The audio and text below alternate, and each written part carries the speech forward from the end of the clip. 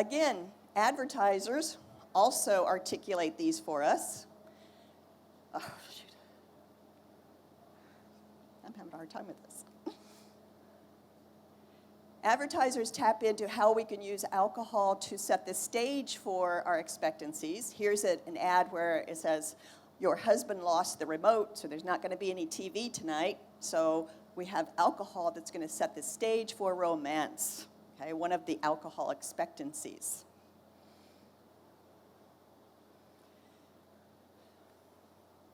So what I'm going to propose to you in this talk is that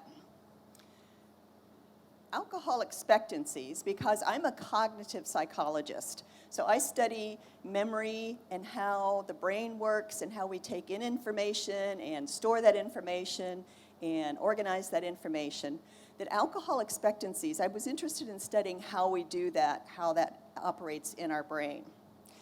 So my premise today is that alcohol expectancies operate in anticipation of events based on previously stored information that's stored sort of like templates in memory, that it happens automatically in response to cues from the environment, and with or without awareness, so we're not always aware of it.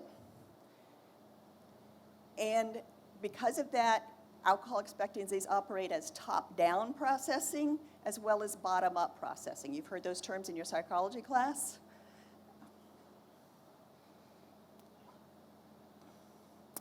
So,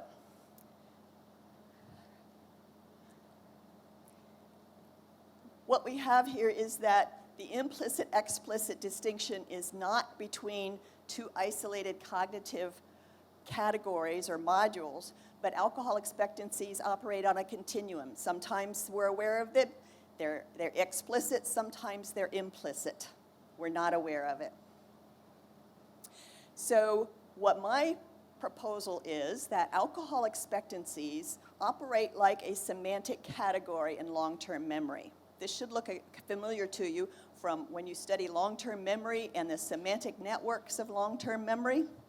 So if we have the category of alcohol, we're going to have stored close by to them these alcohol expectancy concepts. Fun, noisy, happy, relaxed, wild, horny is one of them, and drunk. That's a common one that they give.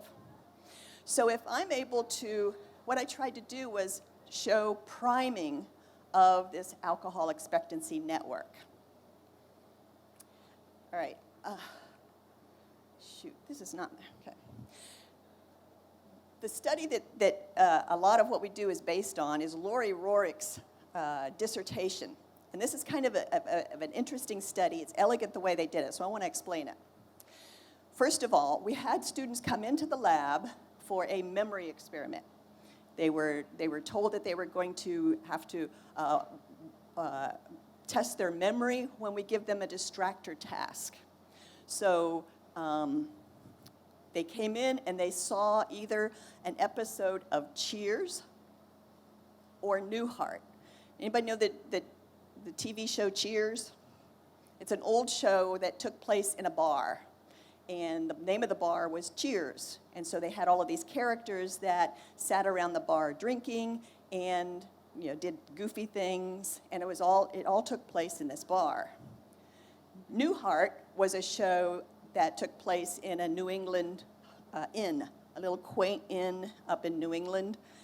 And again, it all took place in this inn, lots of quirky characters, they did goofy things, and so these two TV shows we considered equivalent, except that in the Cheers show, we have the presence of alcohol, okay?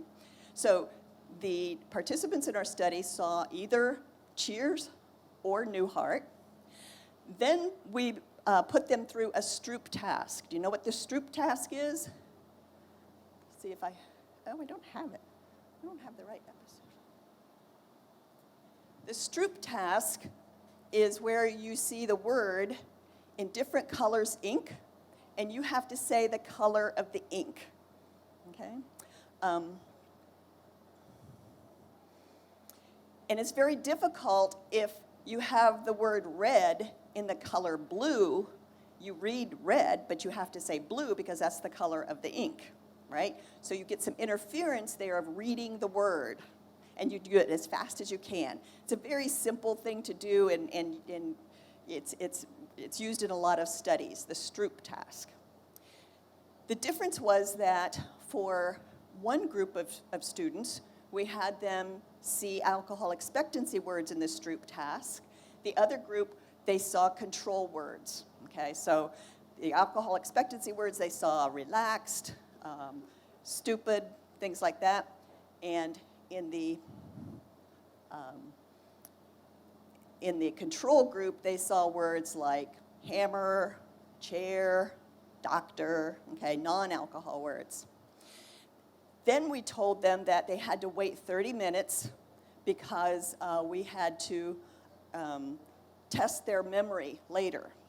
And during that 30 minutes, we said, if you want, while you're waiting, you can participate in another study. They get extra credit points in their psychology courses for participating in studies. So we said, if you want, you can participate in this other study. I think it's a taste test of some sort. They say, okay, yeah, I'll participate in that. So they go into the other study that's unrelated, but it really is related. And they're told they're either going to taste test sparkling water, teas, or colas, or beers. And so the researcher looks at her clipboard and says, oh, you're going to be taste testing some of our beers and giving us some rankings on it, okay? So they're allowed to taste test these beers. And of course, our dependent variable is how much beer do they drink, okay? So we have a 2x2 matrix here. We have groups that are seeing cheers. We have groups that are seeing Newhart and Newhart.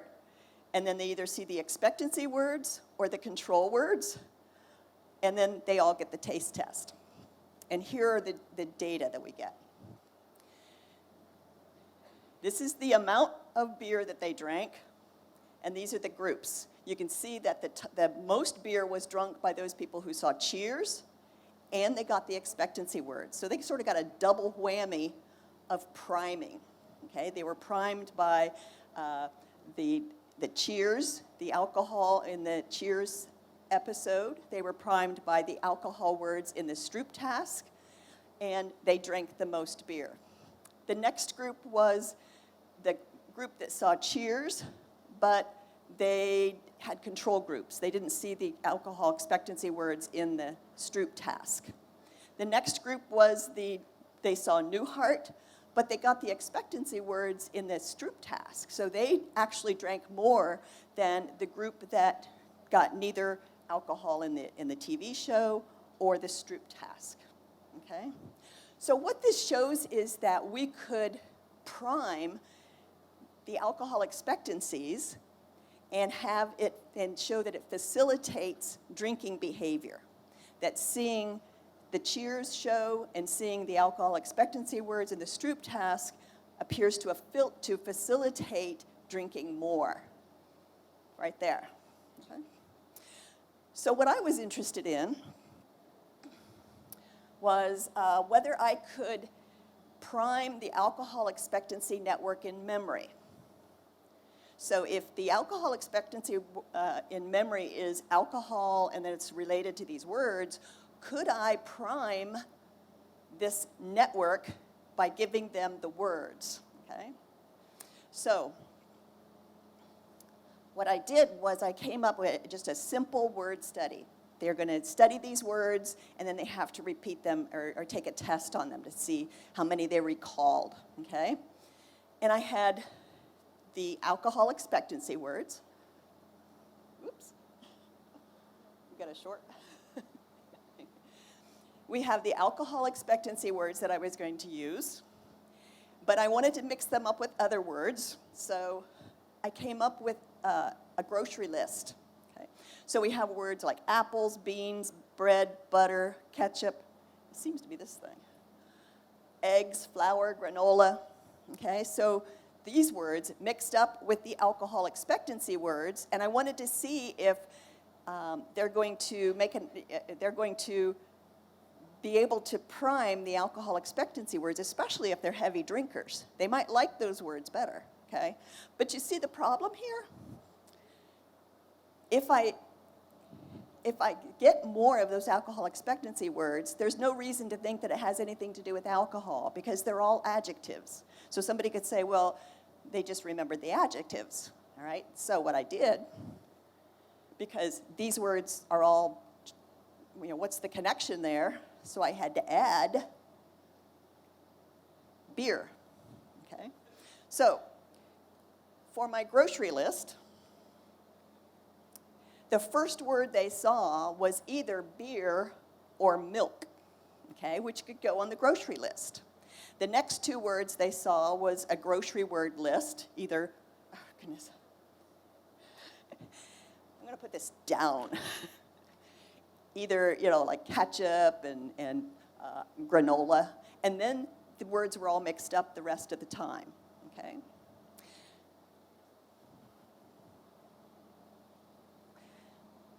So I had 96 college students who took part in this word study. They were all self-reported drinkers. They were shown the list of 30 words to remember, 15 grocery words, 15 alcohol expectancy words. Half of them saw milk as the first word. The other half saw beer as the first word. And then they had a free recall. So what do you think I found? Well, first of all, there was no difference in the amount of recall in the groups, okay? So those who saw milk versus beer, they recalled about the same number of words. The heavier drinkers versus the light drinkers also recalled about the same number of words. So for my dependent variable, I used the proportion of their recall that was alcohol expectancy words. And what we found was those people who saw beer, over half of their recall words were the alcohol expectancy words. Those people who saw milk, less than half were the alcohol expectancy words. Now, let me point out how interesting this is. If you look at these words, you would expect that these words would be better recalled. They're all nouns, they're concrete, they have high imagery. You would expect that people would recall cheese, cereal, jelly more than adjectives. The adjectives were low imagery, they were sort of a loose semantic category. There wasn't a whole lot that held them together. So I consider this a pretty powerful effect if they were in fact remembering more of these adjectives than the grocery items just because they saw beer first and not milk.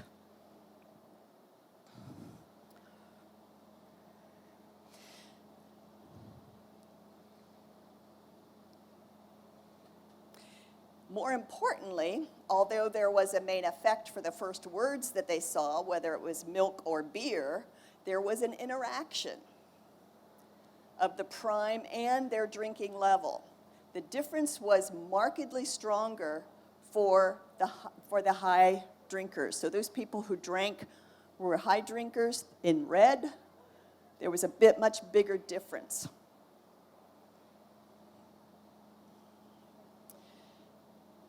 So alcohol expectancies have been measured by more explicit questionnaire methods like alcohol makes one blank. But to more fully understand the cognitive part of how alcohol expectancies work, we've been doing some more work with priming them through, of course, words, pictures, some olfactory stimuli, some smells, sounds, and contexts. I like to use the alcohol expectancies as an example in my introductory psychology class to talk about how the goals of psychology are to describe behavior and mental processing, to explain behavior and mental processing, to predict behavior and mental processing, and when it's needed, to change behavior and mental processing. So that's what we do in the Alcohol and Substance Use Research Institute. We start at the very beginning by getting some real data on how much college students drink. A lot of people have the belief that college students drink a lot. Some do, most don't, okay? And a lot of students don't realize that a lot of college students don't drink a lot. Then we look at how to explain why some students drink more than others. And we're able to look at other variables, but we focus on the alcohol expectancies.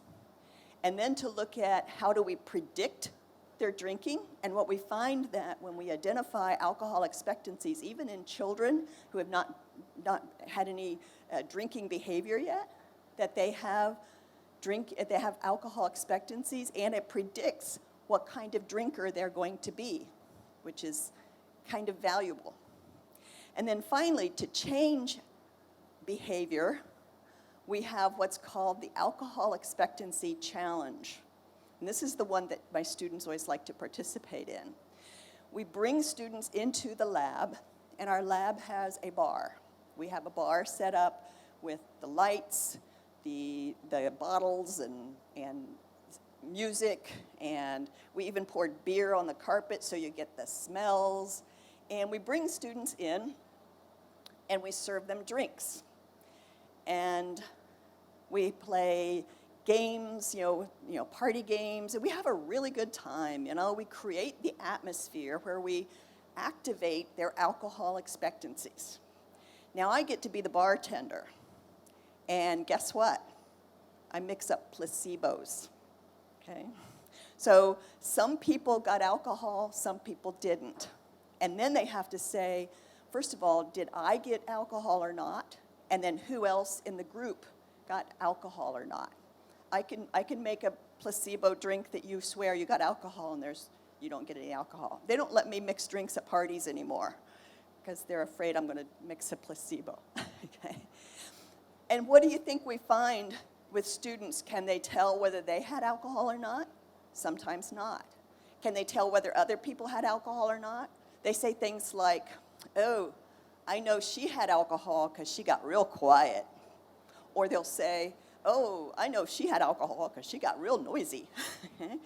Alcohol does both of those things. So we challenge their expectancies, and when they find out, hey, I had a good time, we were playing games, I was laughing, I was the life of the party, I didn't have any alcohol, and then we challenge their expectancies to show that you don't have to drink until you're throwing up in your shoes to have a good time, that you can actually have the positive effects of less alcohol than what a lot of students drink. So that's the goal of psychology, where we try to intervene in behavior and mental processing that becomes a problem.